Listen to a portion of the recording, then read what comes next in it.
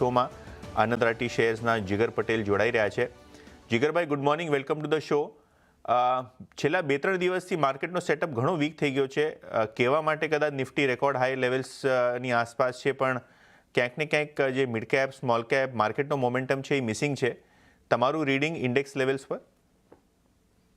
Very good morning. Definitely અગર આપણે 1 ડિસેમ્બરથી જોઈએ તો કન્ટિન્યુઅસલી આપણે જે ઓલ ટાઈમ હાઈ હતા ત્યાંથી 3 સેશનથી આપણે વીકનેસ દેખાડી રહ્યા છે, but overall profit booking expected હતું, બીકોઝ જે અવરલી ચાર્ટ ઉપર નેગેટિવ ડાયવર્જન્સ બન્યો હતો એના જોતે આ એક્સપેક્ટેડ હતું કે 200-300 પોઈન્ટનું એક કરેક્શન આવી શકે છે. બટ અરાઉન્ડ ડેલી ચાર્ટ જે છે નિફ્ટીનું, એની અંદર આપણે 20 દિવસની જે મૂવિંગ એવરેજ છે, સિમ્પલ મૂવિંગ એવરેજ, ત્યાં આગળ જ આપણે કરન્ટલી ટ્રેડ કરી રહ્યા છે. એટલે આજના માટે 25,900 25,850 એક ક્રિટિકલ ઝોન છે અને એક્સપેક્ટેડ છે કે અહીંયાથી આપણે એક રિકવરી જોઈ શકીએ છીએ ઇન્ટ્રાડેની અંદર.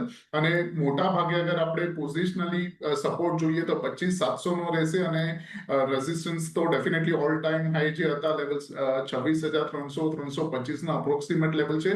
બટ ઓવરઓલ સ્ટ્રક્ચર હજી પણ બુલિશ છે, બીકોઝ જે 20 દિવસની એવરેજ છે એના ઉપર જ આપણે ટ્રેડ કરી રહ્યા છે અને કરન્ટલી એ પર્ટિક્યુલર એવરેજ આપણે ટેસ્ટ કરી રહ્યા છે. એટલે બાય ઓન ડિપ્સ જ રણનીતિ રહેશે. નીચેમાં 25,900 સુધી મળે છે તો ડેફિનેટલી બાય કરવાની સલાહ રહેશે અને ઓવરઓલ ફરીથી આપણે 26,300 ના ટાર્ગેટ રાખશું અને ક્લોઝિંગ બેસિસ ઉપર સ્ટોપ લોસ 25,700 ની નીચે રહેશે નિફ્ટીમાં. વેરેઝ બેંક નિફ્ટીમાં હજી પણ આપણે 20 દિવસની ઉપર જ ટ્રેડ કરી રહ્યા છે. એવરેજ સમવેર નિયર 58,800 છે અને 59,000 સ્પોટ છે અત્યારના.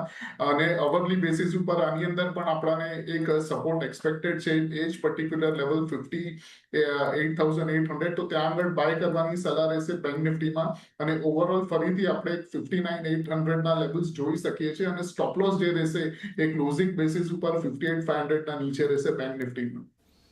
ઓકે, 59,500 ક્લોઝિંગના નીચે કદાચ અહીંયા બેંક નિફ્ટીમાં પેન વધી જાય, પણ 58,000 અને 58,800 આ એક લેવલ છે જ્યાં આપણે વોચઆઉટ કરીશું. અને નિફ્ટીમાં પણ ઘણા બધા ઇમ્પોર્ટન્ટ લેવલ્સ આપણે વોચઆઉટ કરીશું.